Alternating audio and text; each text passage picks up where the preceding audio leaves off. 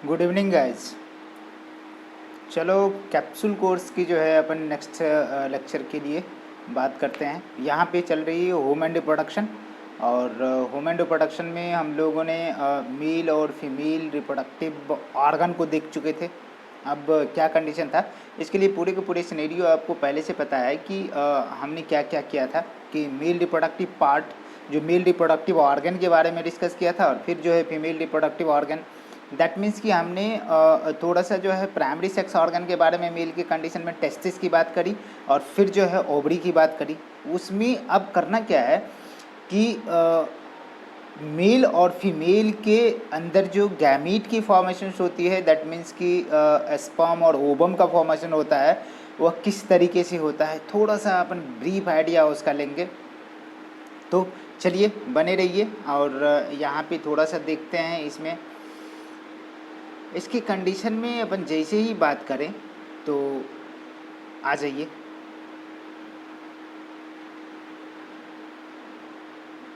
वापस आइए।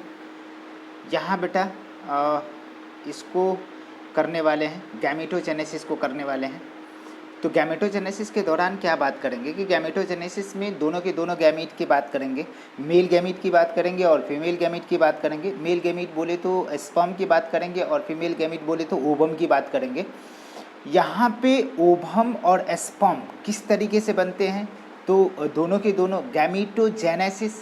देखो इसका एस्टेंस क्या होता है, इसका मतलब क्या होता है बेटा। यहाँ गैमीटो का मतलब होता है गैमीट, और जेनेसिस का मतलब होता है जेनरेशन। ठीक है ना, मतलब कि पैदा करना, जनरेट करना। तो सिंपल सा लॉजिक है। गैमीटोजेनेसिस का मतलब क्या होगा कि गैमीट का फॉर्मेशन। अब गैमीट के फॉर्मेशन के कंडीशन में क्या बात करते हैं कि जैसे बात करेंगे यहाँ पे सेक्स ऑर्गन की बात करते हैं, तो अपन मेल के कंडीशन में टेस्टिस की बात करते हैं, प्राइमरी सेक्स ऑर्गन। और फीमेल के कंडीशन में ओवरी की बात करते हैं। ये प्रोड्यूस करते हैं gamete, that is sperm and ovum. क्या क्या, स्पर्म एंड ओवम की बात करते हैं। और जैसे ही बात करते हैं बेटा कि ये रेस्पेक्टिवली यहाँ पे वर्ड करते हैं, यहाँ पे ये प्रोसेस को कहते हैं गैमेटोजेनेसिस। स्पर्म के लिए स्पर्मेटोजेनेसिस और ओवम के लिए oogenesis। तो यहाँ पे सबसे पहला बात करेंगे, अब हम मेल वाली बात करते हैं। तो मेल के कंडीशन में टेस्टिस इज मतलब कि प्राइमरी सेक्स ऑर्गन। और टेस्टिस के कंडीशन में जो क्या होता है कि टेस्टिस में बहुत सारे कंपार्टमेंट होते हैं, उसमें कंपार्टमेंटलाइजेशंस होती है, जो पीछे मैंने बात करी है।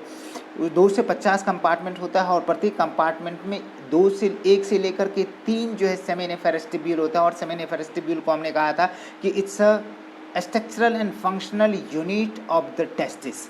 बट हमने याद करने के लिए बोला था कि बेटा याद करो कि यूरिनिफेरस ट्यूब्यूल मत कर देना। यूरिनिफेरस ट्यूब्यूल कहने का मतलब होता है कि वो जो है मतलब किडनी की जो स्ट्रक्चरल और फंक्शनल यूनिट होता है उसे क्या बोलते हैं, यूरिनिफेरस ट्यूब्यूल। आ जाएंगे तो यहाँ पे वही बात करेंगे कि बिल्कुल आप बने रहिए। बिल्कुल यहाँ पे जो देखते हैं कि क्या कंडीशन है कि मतलब कि गैमेटोजेनेसिस के कंडीशन में बिगिनस होते हैं कब भैया, जब ऑनसेट होती है प्यूबर्टी। प्यूबर्टी कहने का मतलब है कि मेल फीमेल में दोनों में अलग अलग समय पे प्यूबर्टी अटेन होती है। मेल के कंडीशन में 13 to 15 ईयर्स माना जाता है, और उसमें उसकी प्यूबर्टी हो जाता है, मतलब कि एडल्टहुड आ जाती है। और दूसरी कंडीशन क्या है कि जैसे ही फीमेल की बात करेंगे, तो फीमेल के कंडीशन में अपना बात करते हैं तो पहले तो 11 से मतलब 12 से 13 माना जाता था लगभग अप्रॉक्सीमेटली, लेकिन अब अर्ली प्यूबर्टी आ गई है तो अपन 10 से 11 मानते हैं, लेकिन जनरल बुक में भी अभी भी मेंशन करी हुई है मतलब कि 11 से 12। ठीक है ना, वहाँ पे उसकी प्यूबर्टी स्टार्ट होती है। दोनों में डिफरेंसेस है, मेल और फीमेल दोनों के गैमेटोजेनेसिस के लिए अलग अलग है, मतलब कि लिटिल बिट डिफरेंसेस है। उस डिफरेंसेस को आगे मेंशन करेंगे, एनसीईआरटी में बिल्कुल मेंशन है, इसको फोकस करिए। जैसे ही अपन बात करते हैं एस्पर्मेटोगोनिया का, इसका सिंगुलर होता है एस्पर्मेटोगोनियम। ठीक है ना, प्रेजेंट होता है, ठीक है ना, on the inside wall of the seminiferous tubule, और मल्टीप्लाई करते हैं माइटोटिक डिवीजन के साथ। मतलब कि माइटोसिस से क्या करते हैं, ये नंबर ऑफ सेल को इंक्रीज करवाते हैं। मतलब एस्पर्मेटोगोनिया को क्या करेंगे, इंक्रीज करवाएंगे।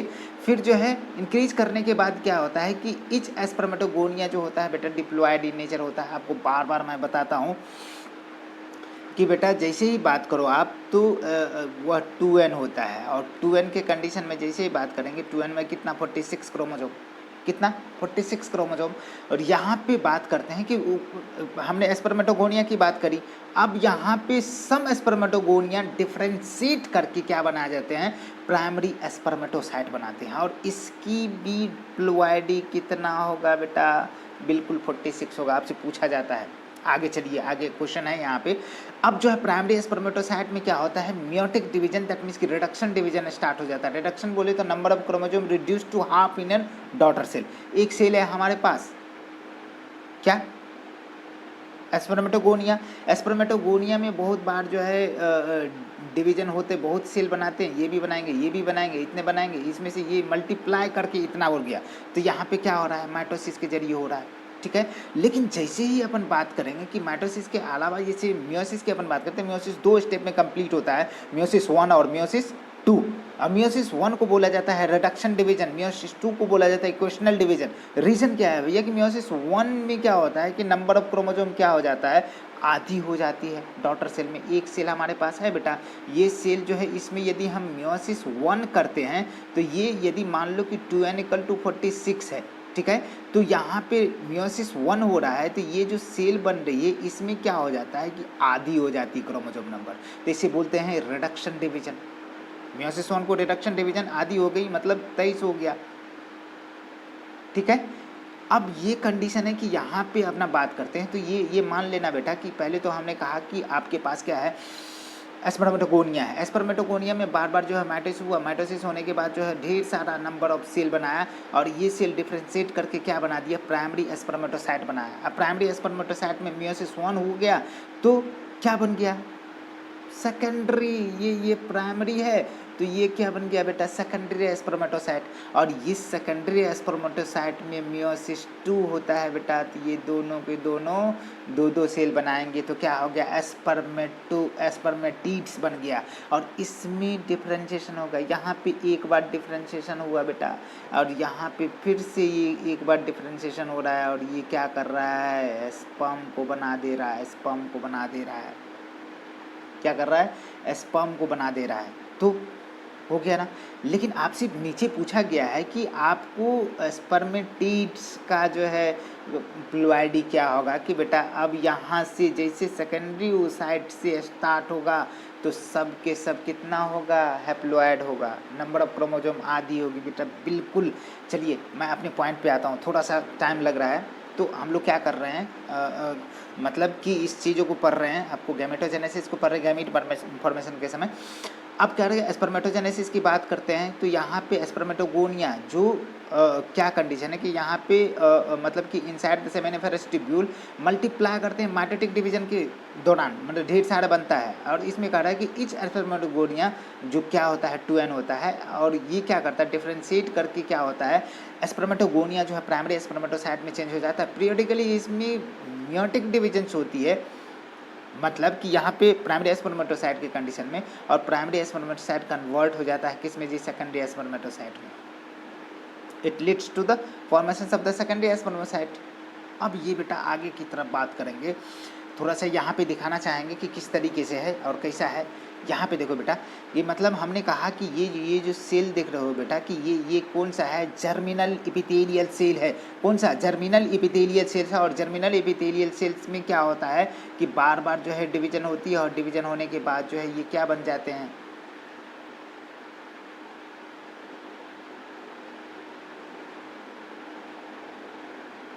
ठीक है,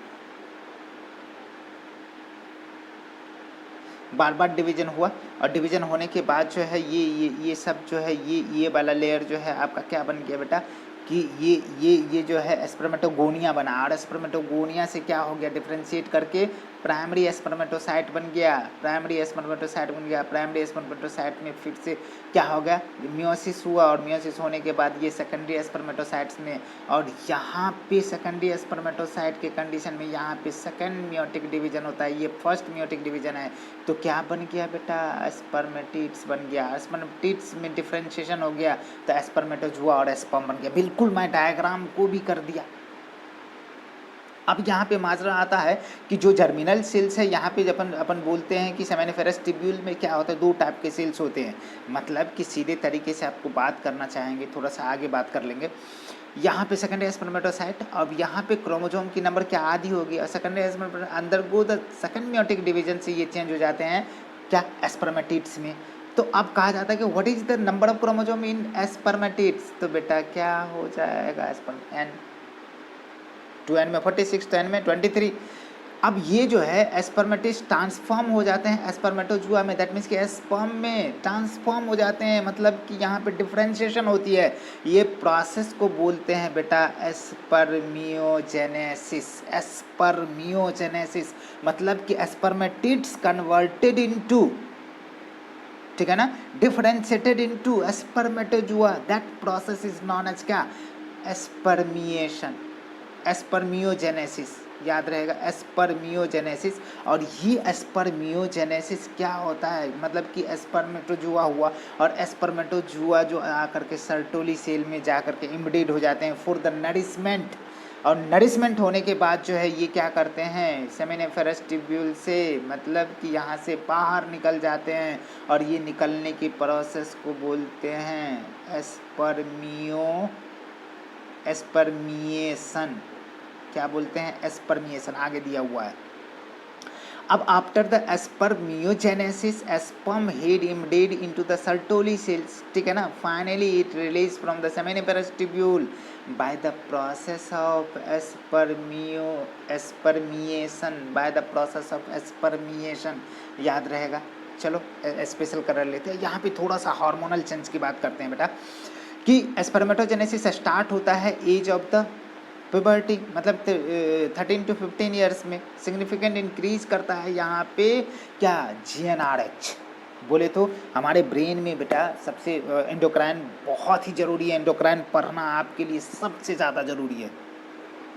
यदि आपको ह्यूमन रिप्रोडक्शन को समझना है तो एंडोक्राइन पढ़ना ही पड़ेगा, चाहे जैसे पढ़ो, क्योंकि 4-5 हार्मोन जो है बेटा बिल्कुल यहाँ पे एप्लीकेशन है उसका, आपको वहाँ पढ़ना होता है, बट कहीं कहीं पे हर जगह पे जा करके एक समराइज फॉर्म में हम एंडोक्राइन में पढ़ते हैं, केमिकल कंट्रोल एंड कोऑर्डिनेशन जो 11th की पोर्शन है वहाँ पढ़ते हैं, और उस जगह पे अपन पढ़ने के बाद जो आगे बात करते हैं इसकी हर जगह पे यूजेज है, और उस यूज को अपना देखते हैं। यहाँ पे जैसे मान लो कि एस्ट्रोजन की बात करते हैं, प्रोजेस्टेरॉन की बात करते हैं, एंड्रोजन दैट मीन्स कि टेस्टोस्टेरोन की बात करते हैं, फिर जो है LH की बात करते हैं, लुटेनाइजिंग हार्मोन, फिर जो है फोलिकुलर स्टिमुलेटिंग हार्मोन FSH की बात करते हैं, फिर इनिविन की भी बात करते हैं, फिर जो है आपने को क्या करना है, प्रोजेस्टेरॉन, एस्ट्रोजन, ठीक है ना, फिर जो है ऑक्सीटोसिन, प्रोलैक्टिन, ये सारे के सारे हार्मोन की बात करते हैं। तो हार्मोन आपको पढ़ना ही पड़ेगा, चाहे हंस के पढ़ो या रो के पढ़ो, पढ़ना ही पड़ेगा।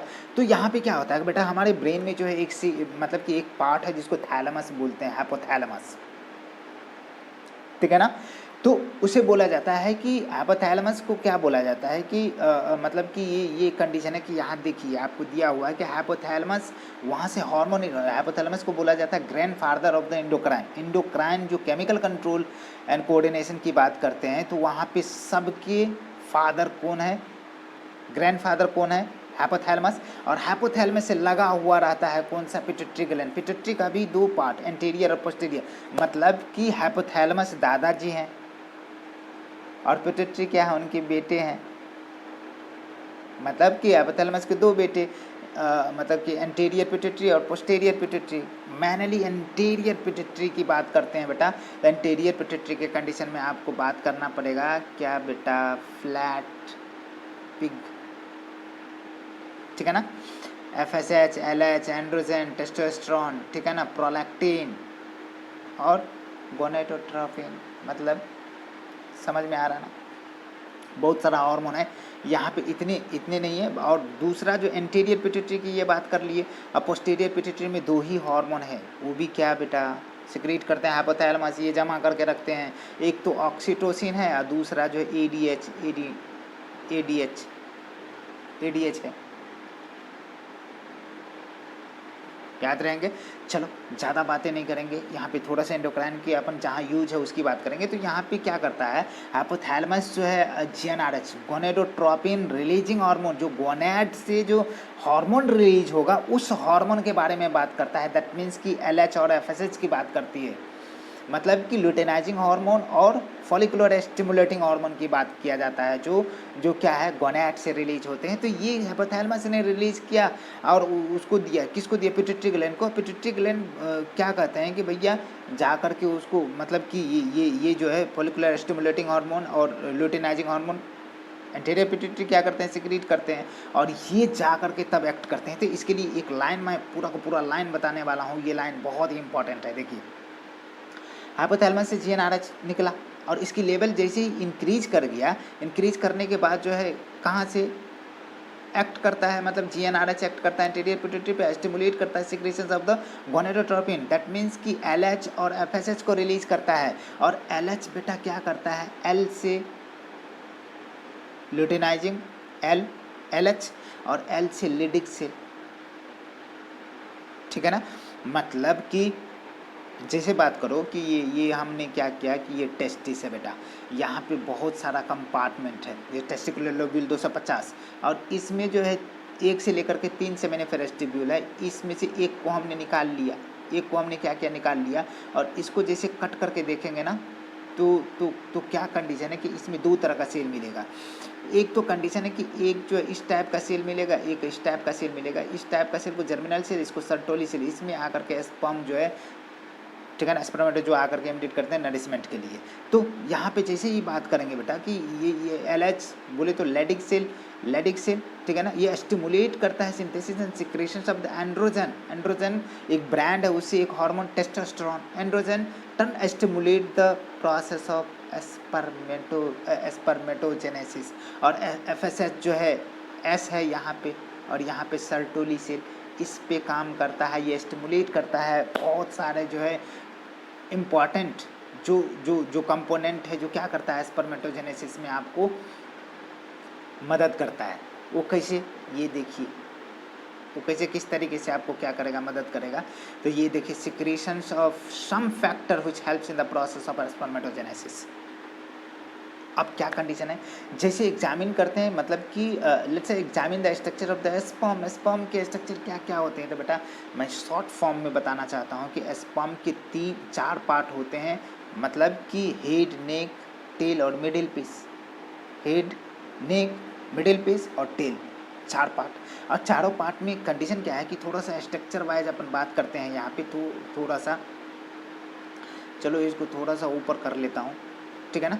यहाँ पे देखो बहुत ही इंपॉर्टेंट स्ट्रक्चर की बात करते हैं। ये प्लाज्मा मेम्ब्रेन पूरे को घेर के रखे हुआ है और इसको बोलते हैं बेटा न्यूक्लियस, जिसमें क्रोमोसोमल मटेरियल है। ये क्या है? नेक रीजन है। और यहाँ से यहाँ तक इस मिडिल पीस है। मिडिल पीस में माइटोकॉन्ड्रिया कैसा है बेटा? जिग जैग अरेंज है। इस तरह के अरेंजमेंट को बोलते हैं नीमेनकॉर्न। चलिए बढ़िया से लिखता हूँ, आप लोग को दिक्कत होती है। नीमेनकॉर्न। इस तरह के माइटोकॉन्ड्रिया का जिग जैग अरेंजमेंट को बोलते हैं नीमेनकॉर्न। ये क्या करता है? माइटोकॉन्ड्रिया को बोला जाता है power house of the cell, ठीक है ना, power house of the cell. तो मतलब कि ये क्या करते हैं कि इसको टेल को मूवमेंट कराने में मदद करता है, जिसके वजह से स्पर्म ऊपर की तरफ जाते हैं। कहाँ से? वेजाना से सर्विक्स से सर्वाइकल कैनाल, उससे यूट्रस से फेलोपियन ट्यूब, इतना मूव करके जाना होता है। और ये पहले पोर्शन हेड है, लेकिन मेन पार्ट इसका जो है यहाँ पे एक्रोसोम, जो क्या करते हैं उसमें एक एंजाइम होते हैं जो स्पर्मोलाइसिन बोलते हैं उसको, हायालुरोनिडेज एंजाइम।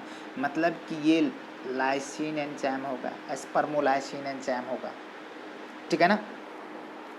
अब कंडीशन क्या है कि जैसे अपन बात करते हैं, देख लो बेटा यहाँ पे बात करते हैं स्ट्रक्चर स्पर्म के कंडीशन में क्या क्या है। हेड है, नेक है, मिडिल पीस है और टेल है। यहाँ पे प्लाज्मा मेम्ब्रेन इन्वेलप है पूरे के पूरे कवरिंग को यहाँ से यहाँ तक कवर किया हुआ है। एक स्पेशल स्ट्रक्चर है जिसको फॉर्चिट बोलते, ठीक है। चलो आगे बात करेंगे उसका। Term head enclosed by the haploid nucleus. इसके पास हैप्लॉइड है क्योंकि गैमीट है। Haploid nucleus anterior portion having a cap like structure that is known as क्या बेटा, एक्रोसोम। और एक्रोसोम के पास कुछ केमिकल, कुछ एंजाइम फील्ड होते हैं जिसे स्पर्मोलाइसिन, या उसे क्या बोलते हैं, उसे बोलते हैं हायालुरोनिडेज। हायालुरोनिक एसिड नहीं, acid hyaluronic acid is a carbohydrate जो कहीं और प्रेजेंट है, लेकिन हायालुरोनिडेज ये एसी लगा हुआ एंजाइम है, इसमें भरा पड़ा रहता है। जो फर्टिलाइजेशन के टाइम पे क्या होता है, स्पर्म के जो जो जोना पेलोसिडा लेयर है उसको, कोरोना रेडिएटा, उसको क्या करता है, डिसॉल्व करने का काम करता है। तो ये फर्टिलाइजेशन में क्या करते हैं, मदद करते हैं। मिडिल पीस के पास बहुत सारा जो है, लगभग 25, कितना 25 जो है माइटोकॉन्ड्रिया अरेंजमेंट होते हैं, कैसा जिग जैग मायने में, इस तरह के अरेंजमेंट को न्यूमैन कार्न कहे, ठीक है ना। तो अब कहाँ के moment of the tail is facilitate करता है mitochondria, motility, sperm motility essential for the fertilisation. So women, मतलब अब दूसरा कंडीशन है बेटा कि वुमेन जो है एक इजैकुलेशन में क्या करता है, लगभग 200 से 300 मिलियन स्पर्म, जो एक बार जो स्पर्म रिलीज होती है ड्यूरिंग द क्वाइटस सेक्स, तो उस समय क्या होता है कि उससे सीमेन रिलीज होता है। सीमेन बोले तो वहाँ पे प्रोस्टेट, इपिडिडाइमिस, वासा एपरेंसिया, ठीक है ना, सेमिनल वेसिकल्स, ये सबसे कुछ फ्लूइड डिस्चार्ज होता है स्पर्म के अलावा। ये सब के सब क्या करते हैं, स्पर्म के मोटिलिटी और मैच्योरेशन में मदद करते हैं। तो ये सब के सब जो है वहाँ पे क्या करता है, सीमेन को बनाता है, एक फ्लूइड है, लेकिन स्पर्म तो एक सेल है, ठीक है ना, उसी में रहते हैं। तो कंडीशन क्या है कि उसमें एक इजैकुलेशन में लगभग 2 से 3 ml जो है सीमेन निकलते हैं, उसमें 200 से 300 मिलियन स्पर्म रिलीज होता है बेटा। मिलियन मतलब बोले तो 10 लाख, 1 मिलियन मतलब 10 लाख। अब सोचो 200 से 300 मिलियन, उसमें से चाहिए कितना, सिंगल स्पर्म चाहिए। That lucky sperm fertilize the egg, then we and you and all our world generated. मतलब कि एक सिंगल स्पर्म ही काफ़ी है एग को फर्टिलाइज करने के लिए। सोच सकते हो कि we are born and you are born by chance. यदि जो स्पर्म उस एग को फर्टिलाइज किया जिससे मैं पैदा हुआ हूँ, वो हो सकता है कि कोई दूसरा स्पर्म फर्टिलाइज करे, तो हो सकता है कोई फीमेल बेबी होती। तो we and you are a lucky, जो एक लकी स्पर्म ने क्या किया, आकर के एग को फर्टिलाइज किया, then we and you are a born on earth, ठीक है ना। बहुत ही फंडामेंटल यहाँ पे बात करते हैं। तो जो 200 से 300 मिलियन स्पर्म होते हैं, वो जो स्पर्म एक क्वार्टस में एक बार जो सेक्स के दौरान निकलते हैं स्पर्म, अब नॉर्मल फर्टिलिटी के लिए बात करते हैं, उसमें से 200 से 300 मिलियन स्पर्म में से क्या होता है बेटा कि 60% का नॉर्मल शेप एंड साइज होगा। लेकिन जैसे ही बात करेंगे कि 40% जो स्पर्म होगा विगरस इन साइज होगा, विगरस मोटिलिटी होगा। इसका मतलब कि उसमें न्यूट्रिशन जो होगा भरा पड़ा होगा, एनर्जी भरी पड़ी होगी। तो 40% sperm must shows the vigorous motility. तो इसका मतलब है बेटा कि बिल्कुल जो है मतलब कि नॉर्मल फर्टिलिटी के लिए जो है इतना रिक्वायर है, ये नहीं रहेंगे तो फिर दिक्कत है, फर्टिलाइजेशन मतलब कि नहीं हो पाएगा, ठीक है ना। इसी कंडीशन में बहुत सारा ओलिगोस्पर्मिया होता है, टेराटोस्पर्मिया होता है, ठीक है ना। तो एंजियोस्पर्मिया होता है, बहुत तरह का है, जिसमें कि क्या होता है, मेल इनफर्टिलिटी का केसेस आता है। आगे बात करेंगे रिप्रोडक्टिव हेल्थ में, बहुत सारा बात करना है। Sperm release from the seminiferous tubule, ठीक है ना, transport through the accessory duct, किसके थ्रू जाते हैं बेटा, बहुत ही है, मतलब कि टेस्टिस का थोड़ा सा डायग्राम की बात करेंगे, चलिए कोई बात नहीं। यहाँ पे एक जो फिगर से मैं बताऊंगा कि किस तरीके से होगा, वहाँ तो एक बार बता दिए हैं रिडक्शन डिवीजन कैसे होता है, एक पेज के थ्रू मैं बताऊंगा। वहाँ पे secretions of epidermis, vast difference, seminal vesicles and prostate gland essential for maturation and motility of the sperm, एकदम बिल्कुल यही बात मैंने कहा। अब क्या कह रहा है कि यहाँ पे seminal plasma along with the sperm constitute the semen. Seminal plasma ये सब के सब और स्पर्म मिला करके, मतलब कि सेमिनल प्लाज्मा प्लस स्पर्म बराबर क्या बेटा, सीमेन। क्या हो गया, सीमेन आ जाएगा। तो कोई बात नहीं है, ठीक है ना। आइए, बहुत टाइम हो गया, बहुत टाइम ले लिए, चलिए कोई बात नहीं। यहाँ पे सीमेन की बात करते हैं। Functions of the male accessory duct and gland maintain the testicular hormone androgen, ठीक है ना। The process of formation of mature female gamete is known as क्या भैया, oogenesis। तो थोड़ा सा अपना यहाँ पे एक चीज़ें बात करना है बेटा कि oogenesis के समय क्या क्या इसके इसमें क्या क्या होंगे, तो मैं थोड़ा सा आपको बात करना चाहूँगा।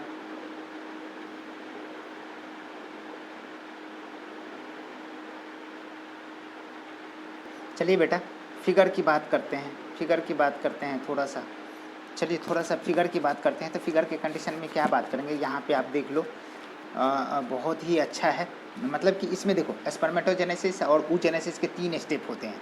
पहला तो मल्टीप्लिकेशन फेज होता है, फिर दूसरा ग्रोथ फेज होता है, तीसरा जो मैचुरेशन फेज होता है। तो हमने कहा कि यहाँ पे जो बहुत सारे जो हमारा जर्म सेल्स था, जर्मिनल एपिथेलियम, उसमें से बहुत सारा माइटोसिस के द्वारा यहाँ पे बहुत सारा चीज़ बना, बहुत सारा सेल बना। और क्या कंडीशन है कि उसमें से जो है प्राइमरी स्पर्मेटोगोनियम, और उससे ढेर सारा फिर जो है माइटोसिस के थ्रू बन गया स्पर्मेटोगोनियम।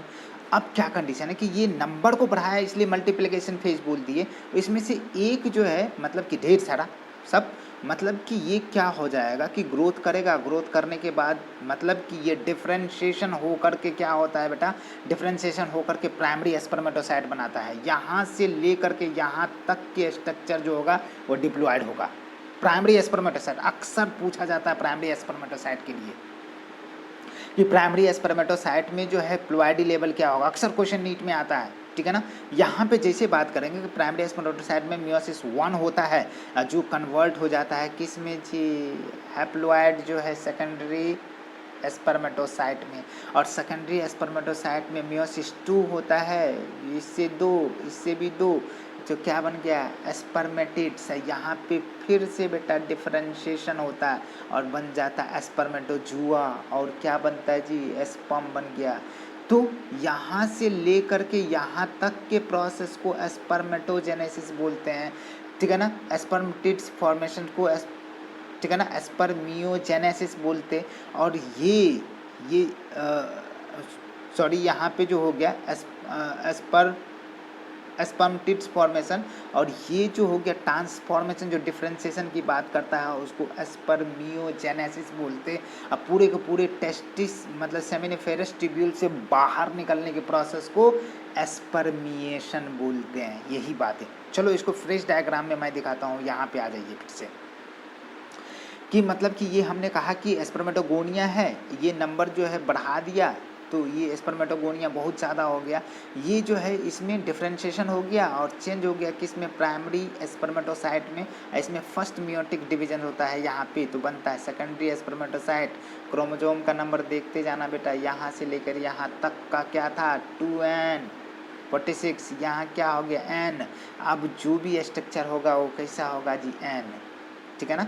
स्पर्मेटिड्स सेकेंडरी फिर मियोसिस 2 होगा, स्पर्मेटिड्स हो गया, इसमें डिफरेंशिएशन हो गया और क्या बन गया स्पर्मेटोजुआ। तो आपसे पूछा जाएगा कि स्पर्मेटोगोनिया से लेकर के स्पर्मेटोजुआ मतलब स्पर्म बनने तक के प्रोसेस में कितने बार डिफरेंशिएशन होता है, तो कितने बार बेटा 2 टाइम्स। तो अब यहाँ पे थोड़ा सा हार्मोनल चेंज की बात करेंगे, ज़्यादा नहीं, थोड़ा सा हार्मोनल चेंज की बात करेंगे, ज़्यादा आप लोग फ्रस्ट्रेट हो जाते हो, ठीक है ना। हार्मोनल चेंज की बात करेंगे, टाइम तो ज़्यादा हो ही जाता है कि हार्मोनल चेंज के कंडीशन में क्या होता है बेटा कि यहाँ हमने कहा कि हाइपोथैलेमस है, हाइपोथैलेमस ने GnRH रिलीज किया, एंटीरियर पिट्यूटरी पे काम किया और 2 तरह के हार्मोन को रिलाला, एक FSH और दूसरा जो LH, और इसको ICSH बोलते, ठीक है ना। यहाँ पे ये LH बोले तो लेडिक सेल पे काम किया, ये टेस्टोस्टेरोन रिलीज किया। टेस्टोस्टेरोन जो है आगे चल के क्या करता है जी, मेल सेकेंडरी सेक्सुअल कैरेक्टर को देता है। अब ये male secondary sexual character, secondary character क्या है बताऊंगा। सेकेंडरी कैरेक्टर कहने का मतलब मेल और फीमेल में अलग अलग होता है, कॉमन है दोनों में। पहला कंडीशन है कि मेल में जो है मस्कुलर बॉडी, मसल्स का डेवलपमेंट। दूसरा समझ में बियर्ड एंड मस्टाच का आना, प्यूबिक हेयर का आना, जेनिटल रीजन में जो हेयर होता है, ठीक है ना। कॉर्सनिंग ऑफ वॉइस कहने का मतलब है कि पहले पतला आवाज़ था, मोटा आवाज़ हो गया, ठीक है ना। तो ये सारे के सारे जो है सेकेंडरी सेक्सुअल कैरेक्टर है। मतलब कि आपको बोला जाए तो हर फेज जो चेंज होता है, जैसे अपन बात करते हैं कि लाइफ स्पेन के बारे में, मतलब कि juvenile phase, reproductive phase, senescence phase, सब फेज में कन्वर्ट होने के लिए हार्मोन चाहिए बेटा, और इन्वायरमेंटल फैक्टर चाहिए। तो यहाँ पे क्या किया, ये सब टेस्टोस्टेरोन, अरे समझ में आ रहा है ना, यहाँ पे सीधे तरीके से एंड्रोजन, एंड्रोजन ब्रांड है, उसका एक एग्जांपल टेस्टोस्टेरोन है। अब क्या कर रहा है कि टेस्टिस के अंदर सर्टोली सेल पे एक्ट किया, सर्टोली सेल पे ये स्टिमुलेट करता है क्या, स्पर्मेटोजेनेसिस को। और दूसरा कंडीशन है बेटा, आगे चल के बात करेंगे कि ये जो है, ये वाली जो है अपने ये स्पर्मेटोजेनेसिस किया, और ये कुछ हार्मोन जो है इनिविन जो है उसको रोकने का भी काम करता है। तो सिंपल तरीके है, यदि सेकेंडरी सेक्सुअल कैरेक्टर, यदि मान लो कि क्या है, reproductive tract and other organ, उस पे काम करता है पॉजिटिव, लेकिन इसकी लेवल जैसे ही बढ़ जाए तो ये क्या करेगा, नेगेटिव फीडबैक देगा हाइपोथैलेमस और एंटीरियर पिट्यूटरी को कि भैया GnRH, ठीक है ना, inhibit the GnRH and LH production को रोक दो, बहुत ज़्यादा हो गया, ठीक है ना।